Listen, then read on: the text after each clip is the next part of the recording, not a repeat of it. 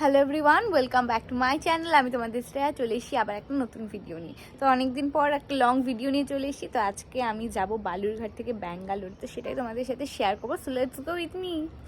তো আমরা কিন্তু 6টা নাগাদ বেরিয়ে পড়েছিলাম, আর স্টেশনেও দেখতেই পাচ্ছ পৌঁছে গেছি। তো আমাদের কিন্তু 7টায় ট্রেন ছিল, ট্রেনে উঠে গেছি। এরপরে কিন্তু মামাও ট্রেনে উঠে গেছে। তো আজকে কিন্তু মামি আমাদের জন্য ফ্রাইড রাইস আর ঘুগনি করে পাঠিয়েছে। তো আমরা কিন্তু ভোর 4:30 নাগাদ শিয়ালদা স্টেশনে পৌঁছে গেছিলাম।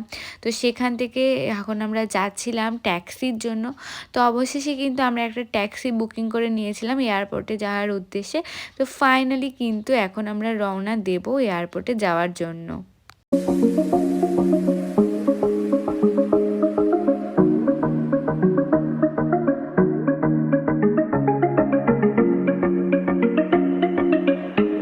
তো ফাইনালি কিন্তু আমরা এয়ারপোর্টে চলেই এসেছি। তো এটা যেহেতু আমার ফার্স্ট ফ্লাইট ছিল, তার জন্য কিন্তু আমি খুবই এক্সাইটেড ছিলাম।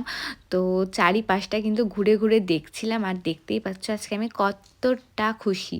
আর যেহেতু অনেকটাই সকালে আমরা এয়ারপোর্টে চলে এসেছিলাম, তাই কিন্তু আমার খুবই ঘুম ঘুম পাচ্ছিল। তাই কিন্তু ফার্স্টে এখানে ফ্রেশ হয়ে নিলাম, তারপরে কিন্তু এখানে হিমালয়ার ময়শ্চারাইজারটা দিয়ে ফেসটাকে ময়শ্চারাইজ করে নিলাম। তারপরে কিন্তু একটা লিপস্টিক টিন্ট অ্যাপ্লাই করে নিলাম, তারপরে কিন্তু একটা মাস্কারা অ্যাপ্লাই করে নিলাম, আর লাস্টে কিন্তু লুকটাকে কমপ্লিট করলাম নাইকার একটা লিপস্টিক দিয়ে। সবাই জানিও লুকটা কেমন লাগছে। রেডি হয়ে কিন্তু আমি আর মা একটু বসেছিলাম, তারপরে কিন্তু মামা এসে বলল চল চারপাশটা ঘুরে আসি। তারপরে কিন্তু আমি আর মামা মিলে পুরো এয়ারপোর্টটা ঘুরে ঘুরে দেখছিলাম আর প্রচুর ছবি তুলছিলাম। এরই সাথে কিন্তু আমাদের লাগেজ চেকিংয়েরও টাইম হয়ে গেছিলো। তো আমরা কিন্তু ট্রলি নিয়ে চলে গেছিলাম, সেখানে চেকিং করে কিন্তু বোর্ডিং পাস নিয়ে চলে এসেছিলাম ভেতরে। ভেতরে গিয়েই কিন্তু আমাদেরও চেকিং হলো। তারপরে কিন্তু সমস্ত কিছু কমপ্লিট করে আমরা একদম ভেতরে চলে আসলাম।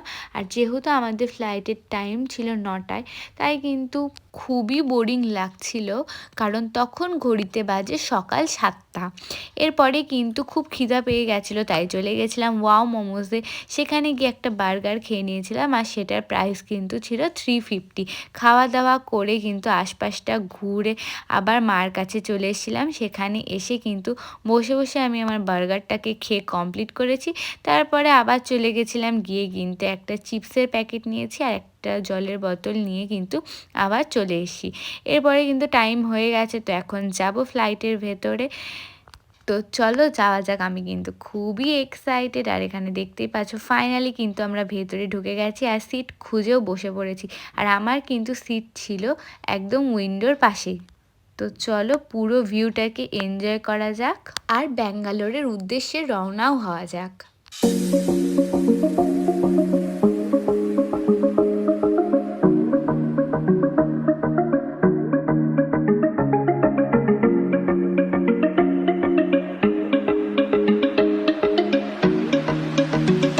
এরই সাথে কিন্তু আমাদের খাবারও চলে এসেছিলো। বাইরের ভিউ এনজয় করতে করতে কিন্তু আমি আমার খাবারটাকে কমপ্লিট করেছিলাম। তারপরে কিন্তু আমি আর মা একটু গল্প করছিলাম, আর আমি কিন্তু মাঝখানে ঘুমিয়েও পড়েছিলাম। তারপরে কিন্তু ঘুম থেকে উঠে দেখি যে আমাদের জন্য আবার কফি চলে এসেছে, তো সেটাই আবার খাচ্ছিলাম। আর এরই সাথে কিন্তু আমরা প্রায় পৌঁছেও গেছি। এবার কিন্তু আমাদের প্লেনটা ল্যান্ড করবে। 12:30 নাগাদ কিন্তু আমরা চলে এসেছি ব্যাঙ্গালোরে।